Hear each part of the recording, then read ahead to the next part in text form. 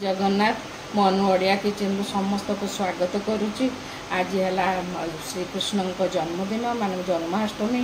आज स्वयं ठाकुरे जन्म नहीं आज जन्माष्टमी पर आपन को वीडियो देखेमी। आज आम घरे मु श्रीकृष्ण को पूजा भी आम करुचे जन्माष्टमी पालन करुचे।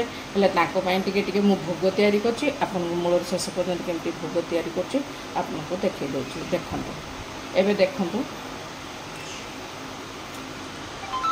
एबे देखंतु मु घिओ पकई देछि। एटा मु घरे गाई घिओ करछि। आपन पाखर जदि गुआ घिओ नथिबो तबे आपन मार्केट रू घिओ आनि कि भी यूज करि परिबे। देखंतु मु एटा घिओ ताती गलानी मु एबे टिके काटी पकई देछि। देखंतु खाली मु केमति करूछि। एटा टिके आलमंड नैछि।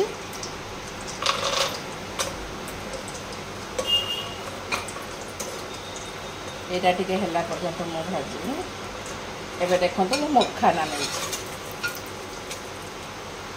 मुझे भल कर ड्राए करके भाजमी।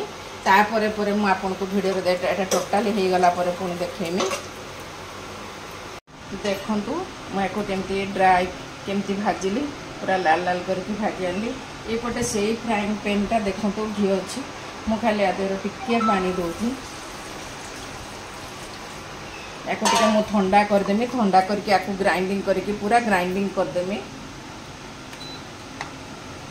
पानी पकईली एबे देखो मु गुड़ चीनी पकाउछि। एटा गुड़ चीनी आपन चाहिले सफा चीनी भी कर परिया। मु एटा गुड़ चीनी पकाउछि। गुड़ चीनी पकईले कोन होय कि टिके भलो हुए। एको टिके पाक धंडा पर्यंत आमे करिवो।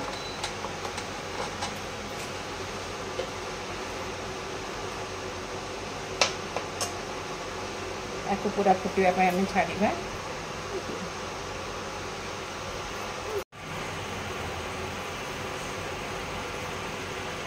देखु से फुटुचु मु देखु से जो ड्राई फ्रूट रखते केमती ग्राइंडर जार पके ग्राइंडिंग करदेली।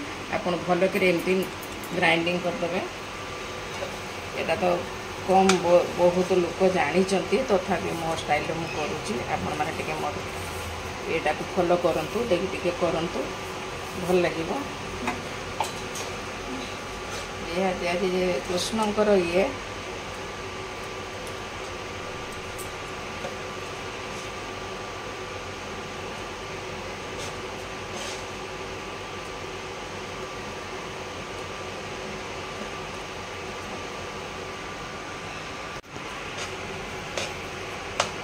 देखंतु ये गला कृष्णकर बहुत प्रिय भोग। एटा मखाना पड़िला आलमंड पड़ला काजू पड़िला। आपन पाखरे जदि मो पाखरे किसमिस नाही किसमिस पकेले बे बढ़िया लगे। आ गोटे ट्रे रे मो एक्चुअली करिया कथा मो ट्रे खुली पारिबेनी।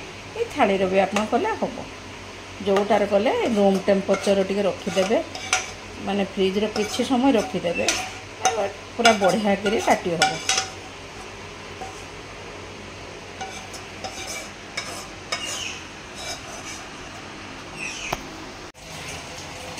देखो एमती काजू मो पाखर पिस्ता ना पिस्ता डाले ग्रीन था टे सुंदर लगे।